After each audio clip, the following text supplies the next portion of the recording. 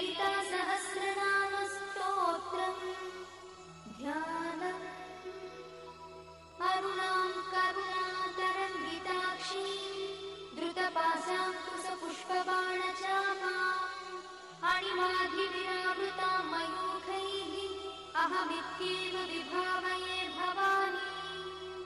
ध्याये पद्मासनस्थां विकसितवदनां पद्मपत्रायताक्षी हेमाभां पीतवस्त्रां करकलितलसद्देव पद्माम्बराङ्गी सर्वालङ्कारयुक्तां सततमभयदां भक्तनम्रां Bhavani. श्रीविद्यां शान्तमूर्तिं सकलसुरक्तां सर्वसम्पत्प्रदां